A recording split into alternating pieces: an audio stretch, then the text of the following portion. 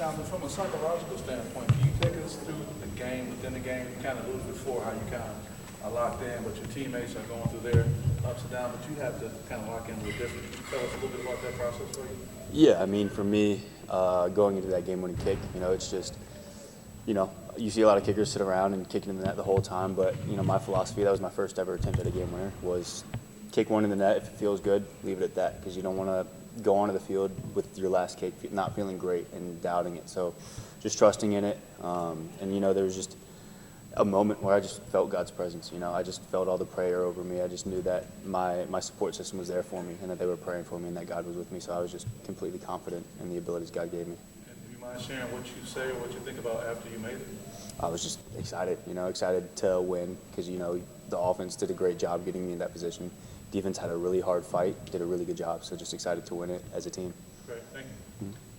Speaking with the psychology of this, at the end of the first half, when you got the second chance and moving 5 yards closer, how much easier is a kick like that, and how do you clear your mind for the last one? I mean, it's just like every kick, It's always the next kick is the most important kick. So you don't ever want to dwell, no matter how good nor how poorly your last kick was, right? So just moving on.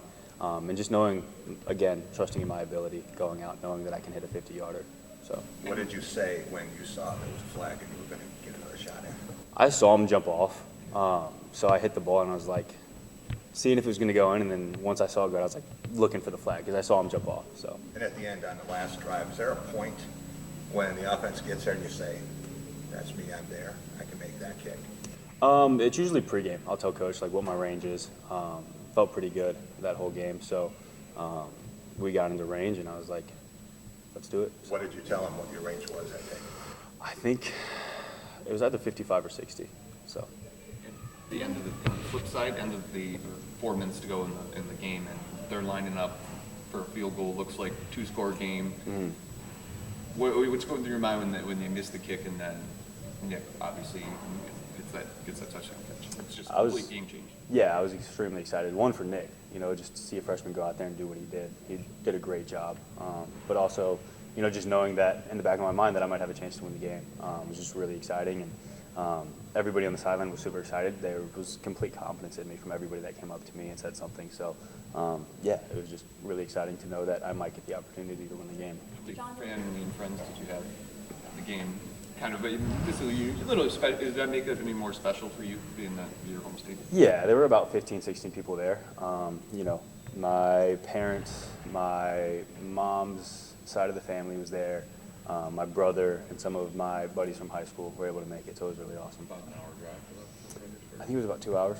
Yep. I'm wondering about the kickoff out of bounds, because that was right after Nick's touchdown. I guess. Right. I guess what goes through, how do you process that? And I guess I'm imagining that the next thing is get me in position, get me the ball back, so I can win it. Yeah, I mean, like I said, just move on to the next kick. I don't want to be somebody who sits there and dwells on the kick and let my previous kick affect my next kick. So just moving on from it, knowing that I'm a capable kicker and just not thinking about it too much. So. What happened on that kickoff? So the big game plan was we wanted to get it more towards the left side of the field so that it eliminated more of the field return. So I was trying to get around the ball a little bit more because normally my ball goes straight down the hash, and so we wanted it more towards the divider, the numbers. And so on that one, I just got around it too much.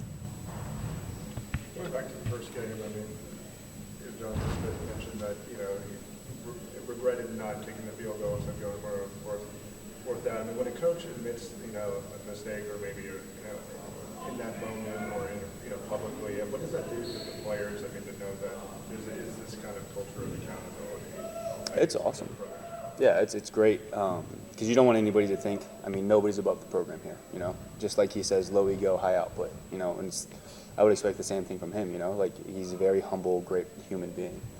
So just hearing him be humble out, not only just with us in the room, but everybody was awesome. Was that moment on Saturday for you, Jonathan, as high as it's been for you here? Because you come here last year with hopes and expectations, and things just for a lot of reasons sort of go off the tracks a little bit.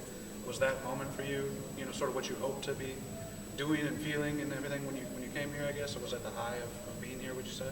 Yeah, I would say that's the high of on the field since I've been here. Being able to make that kick, yeah, definitely. It was my first game-winning attempt, and being able to make it was awesome.